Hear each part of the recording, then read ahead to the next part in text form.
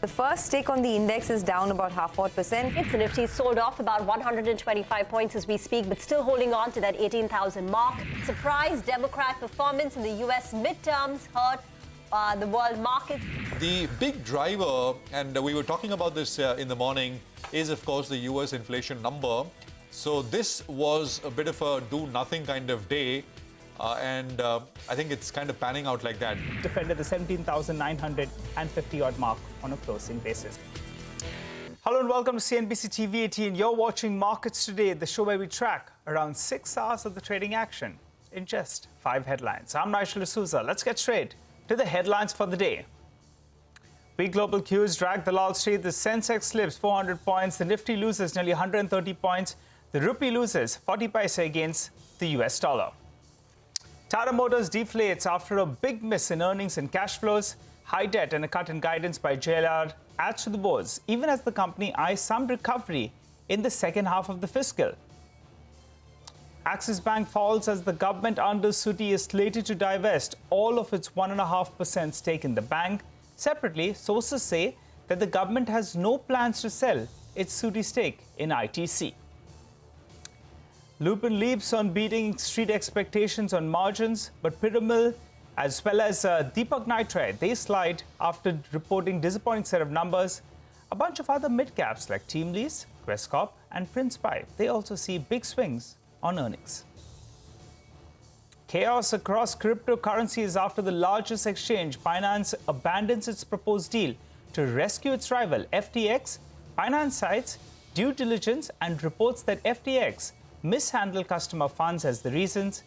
Cryptocurrencies lose $100 billion in value over the last 24 hours, with the Bitcoin hitting 2-year lows. Well, here's what we have lined up on the show for you. It's a power-packed one as always. In market opinion, we have Manishi Ray Chowdhury of BNP Paribas. And in big corporate voices, we have Ramesh Swaminathan of Lupin talking about the bounce back in its US business. Well, let's start with markets first up. The benchmark indices, they slipped close to under 1% each amid weak global cues. The market's also watching the US inflation data. Well, the sensex was down close to around 400 points odd. The Nifty fell 100 points but managed to stay above that 18,000 odd mark by the time we did close up. The bank and the mid-cap index, well, they as well closed in the red. Prashant standing by to run us through the day's market action. Prashant? Well, the market sold off a little bit today, but it would have been worse had it not been for some late help, which we got from banks. So the Nifty ended slightly above the 18,000 level, and it was off 60 points from the day's low. The sort of kicker came in around 3 o'clock from two names, HDFC Limited and HDFC Bank, and the private bank index really is what helped things quite a bit. Otherwise, broadly, it was slower. So autos, PSU banks and small caps as a space were under pressure. Actually, today was one of those days when advances to declines ratio from the word go from 9:15 in the morning was in favor of declines. Large cap losses coming through in lots of earnings related hits. Tata Motors was down, Mahindra and Mahindra, the Bajaj twins, Bajaj Finserv, Bajaj Finance were lower, Titan and Grasim were some of the other losses that we had. Gains coming through in Hero MotoCorp, ONGC and Bharti, which ended higher. Again, broader markets, far more declines as compared to advances. Oro Pharma was down, of course, on the back of news flow. Deepak Nitrite on the back of earnings. Mazga on the back of earnings. But, of course, also the fact that the stock had run up quite a bit. Garden Reach, another shipbuilder, was under pressure. Piramal Enterprises, earnings related. Piramal Pharma continues to sell off. Ramco, continued pressure. Bank of India, RVNL and Teamlease, some profit booking is what we saw. Gains also came through in mostly earnings-related names. Lupin is a case in point.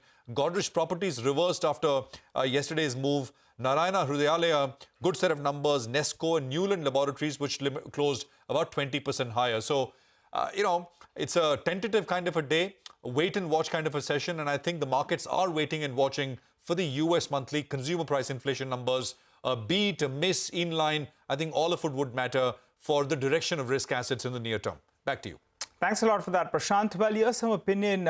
We spoke to Manishi Ray Chowdhury, the Asian equity strategist at BNP Paribas. He said that earnings season has been a mixed affair. He added that Indian markets have stayed relatively stable despite significant FI selling. Let's hear him out. Indian earnings season, from what I gather, has been a mixed affair. You know, you had pretty decent numbers from some of the private sector banks early on. A couple of the top-rung IT service companies as well. The markets like Korea or Taiwan, which are export-heavy, tech hardware-heavy, the stock collapse has actually been driven by earnings collapse, which actually came earlier. The earnings estimate declines in those markets have been in the region of about 18 to 23%, if you look at the last 1 year. For India, it's been in the range of 6 to 8%, which is not such bad news in the context of the world that we are living in. India is relatively safe compared to, and that's getting reflected in the share price performances. I have a chart hidden somewhere. You know, you can plot it if you have like a Bloomberg terminal. You just plot MSCI India, MSCI China, denominated in US dollars right from GFC. These two markets used to move in lockstep, you know. Investors had very little to choose between them. But from early 2021, China collapsed. India has been relatively stable during that period. And this would be true if you plot India against, let's say, MSCI Asia ex-Japan as well. So this has actually been the story of India. Well, moving to the second headline now. Tata Motors, that was the top Nifty loser after it fell closer around 5%, owing to the weak set of numbers that they reported. Sonia's with us to run us through the numbers and what brokerages are making of the stock. Sonia? Well, you know, to start off with, I have Motilal Oswal, which has said that JLR's numbers are an all-round miss and they've cut their EPS estimates for FY23 to a loss from a profit earlier on. They still have a buy on the stock, though, with a target price of 500 rupees, followed by which there's HDFC Securities that has maintained a reduce with a target price of 415 rupees. Now, the main concern, according to them, is the rise that we've seen in Tata Motors' debt. The debt has risen to almost 60,000 crores, and that is a big concern. And it will be challenging for the management now to meet their net debt-free target by FY24. Let's move on to Phillip Capital. That is a bit more optimistic. They say that all of these global risks are transient in nature and the stock offers a great risk-reward perspective at current levels. They maintain a buy with a target price of 530. JP Morgan has a neutral on the stock with the target price cut to 410 from 450 earlier. They've also cut the FY22 to 25 EBITDA by 3 to 9%. They say the India business has disappointed in this quarter and the management has cut the guidance for volumes and free cash flow for the second half of the year. CLSA has an outperform. They've raised their target price to 491 rupees. JLR performs better than the India business in the second quarter, they say. So all around, if you'd have to see, it's a bit of a mixed bag. Most brokerages are disappointed with the fact that the JLR business is on the weaker side, but also the fact that debt has been rising and the company has cut their guidance. Back to you. Thanks a lot for that, Sonia. Well, the third headline today. Axis Bank was down closer around 3% after the government, under the specified undertaking of the Unit Trust of India, or SUTI, is slated to divest all of its 1.55% stake in the bank. Abhishek Kothari is with us to run us through all of those details. Abhishek? Well, government via SUTI will sell about 4.65 crore shares in Axis Bank.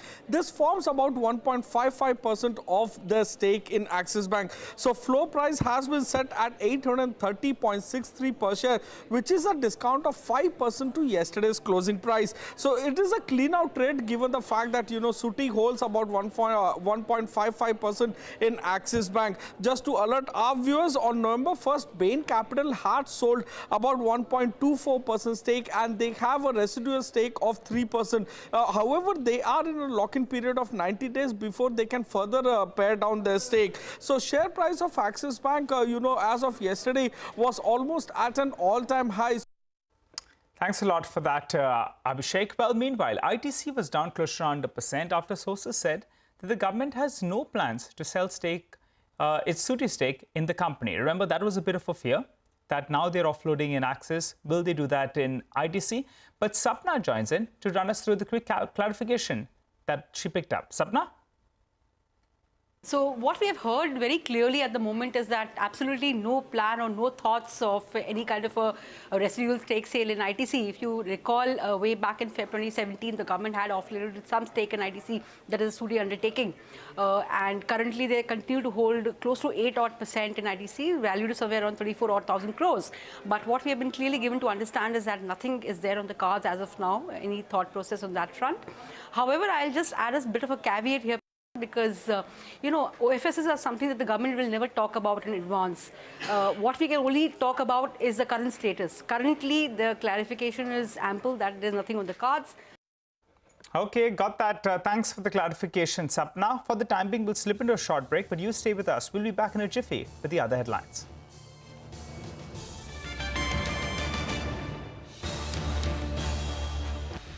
Welcome back. You're still with us on Markets Today. Well, let's run you through the rest of the headlines that we're tracking for you. Which brings us to the fourth headline. Lupin was up in an otherwise wobbly market. This after the company's margins and the US sales showed a bit of a recovery on a sequential basis. Ekta's with us to tell us what got the street excited about these set of numbers. Ekta. Well, definitely a recovery in the US business as well as margins, which is what enthused the investors when it came to Lupin. Remember that Q1 FY23, the margins came in at around 6%. The US markets disappointed with sales of around $121 million. But the company had indicated that they would see a recovery in Q2. And that's exactly what has come about. And hence, investors are enthused by it. Now, in terms of the revenue, that was largely in line with estimates. It was a flat performance. The street was anticipating a flat performance. Margins came in at close to around 11%. The street was anticipating 10.7%. So in line with estimates and better than that 6% that they reported in the previous quarter. US sales improved all the way to around $159 million versus estimates of $155 million and versus that $121 million in the previous quarter. And hence that was a positive. Profit missed estimates, but the street was really squarely focused in terms of the margins as well as the US business performance this time. Also, India was sluggish, so it was higher by only around 3% on a year-on-year basis because of its diabetes portfolio underperforming in the Indian markets. Important triggers for Lupin going forward, whether or not they manage to sustain margins in double digits. They have guided that if things go well, they could probably see an exit margin run rate of around 17 to 18%. US business sales, whether they sustain at these levels and whether they can even grow to $200 million, something that the street would probably take with both hands. And the launch of key drugs such as inhaler Spiriva, which is slated for the second half. Q1 results were impacted by some stock corrections that we took. And that being done, you'd expect some normalcy to creep in insofar as sales are concerned in America. That was undoing insofar as the first quarter is concerned. Going forward, we think things should only pick up.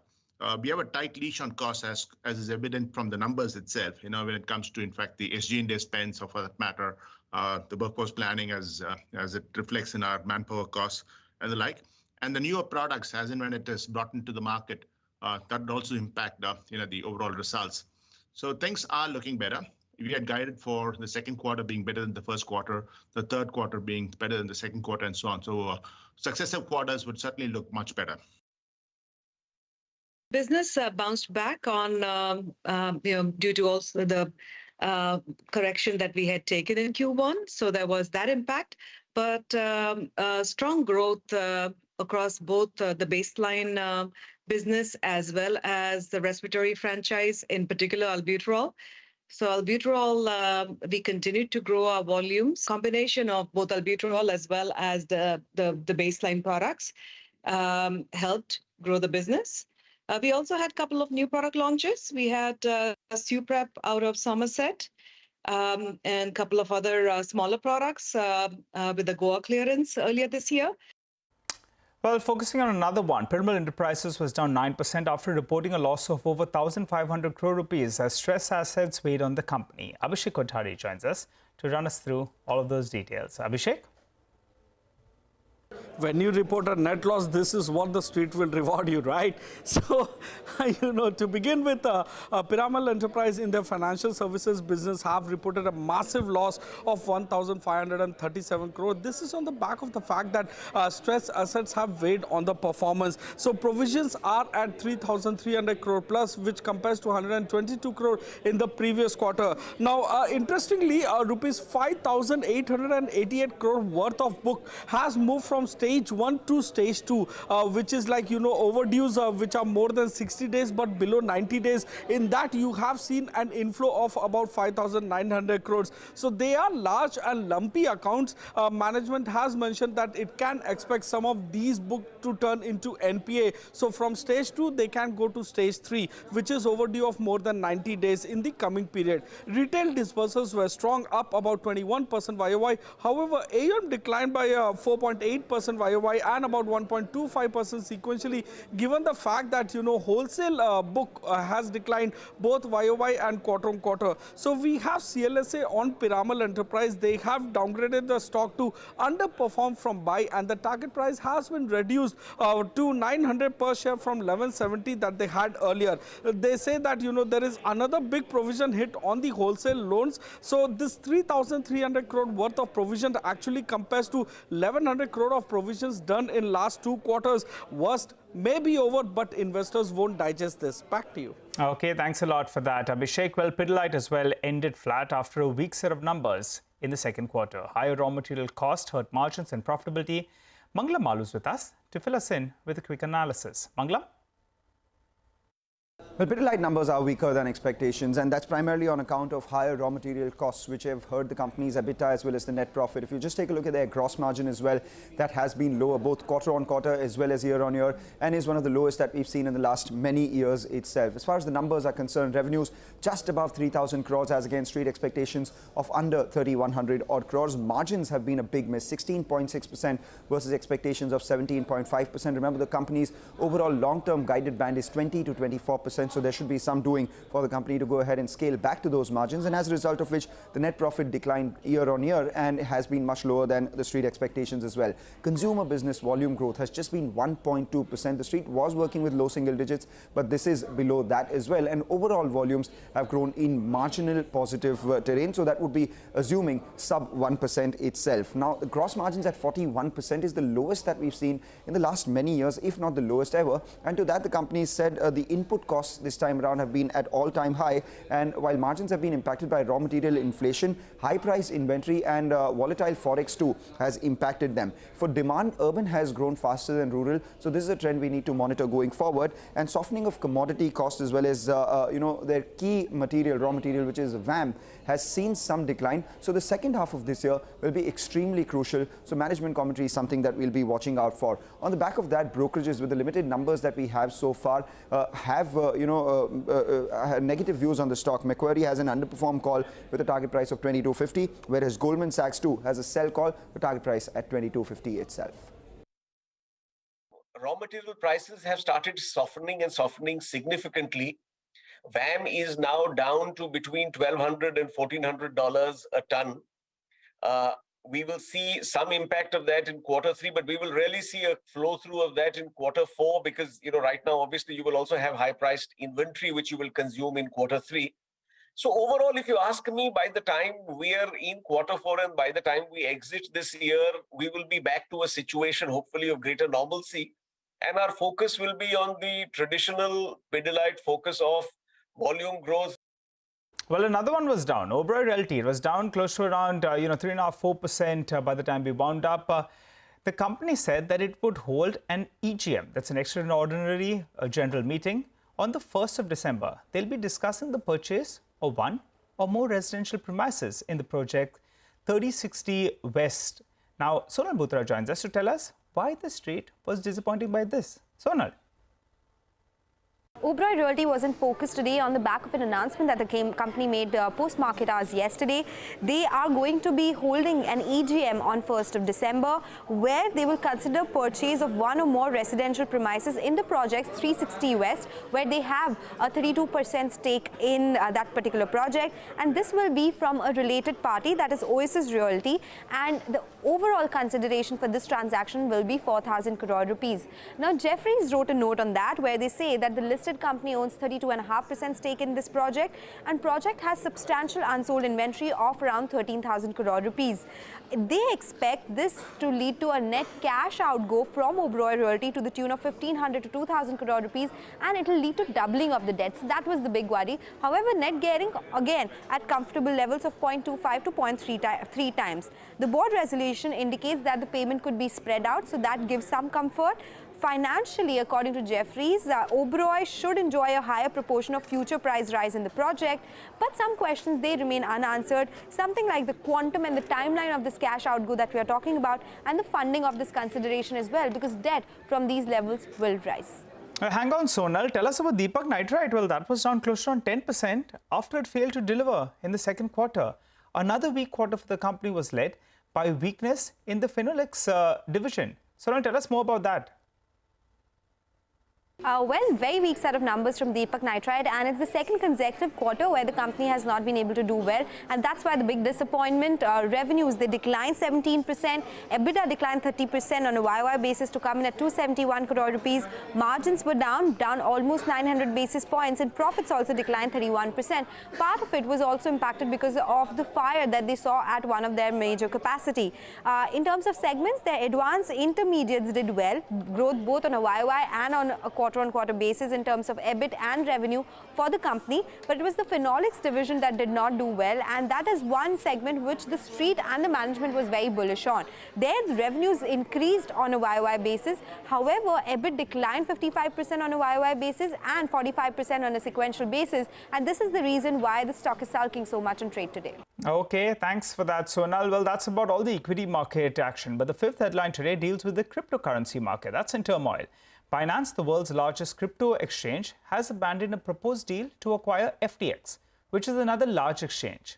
Manisha Gupta joins us to run us through more on the chaos across the cryptocurrency market. Manisha. Well, it has been a disaster, yes. 48 hours after announcing that it is looking to acquire FTX, Binance has walked away from the deal. On the 8th of November, Binance had agreed to rescue FTX and signed a letter of intent pending due diligence. Today, citing due diligence, Binance has abandoned the deal. In its statement, Binance pointed to reports suggesting that customers' funds may have been mishandled. With FTX teetering on the brink, founder Sam Bankman-Friedman has lost nearly 94% of his personal wealth, making it the biggest wealth collapse for a billionaire in a single day. The collapse of the platform's token also impacted celebrities like supermodel Gisele Bündchen, American football star Tom Brady, and basketball player Steph Curry, all of whom have a substantial amount of their wealth tied with FTX. The FTX contagion has also spread to the rest of the market, with investors wary of a liquidity crunch. Global market capital of cryptocurrencies is now below $1 trillion mark. The last count was $850 billion there. The Bitcoin is trading at a two-year lows, and that's exactly what you have seen with other cryptocurrencies, which have continued to trade below their crucial $20,000 mark, especially for Bitcoin, and the other major coins seeing cuts of more than 50% from the start of this year. Whether it is about Ethereum, Cardano, Dogecoin, Solana, they're all down, and there is simply no place to hide.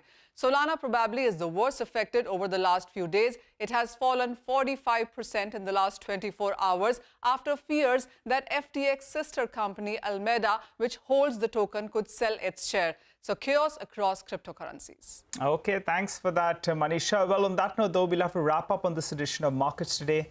Thanks so much for watching.